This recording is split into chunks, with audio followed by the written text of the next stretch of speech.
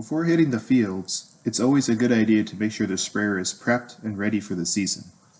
Chemical and water residue can last on the inside of the sprayer over winter and cause both application and crop damage the following year. Make sure you're aware where all the screens are located on your sprayer so they can be removed and cleaned. Boom ends can also form dead areas for residues to collect. Remove or flush boom ends to make sure that they're clean.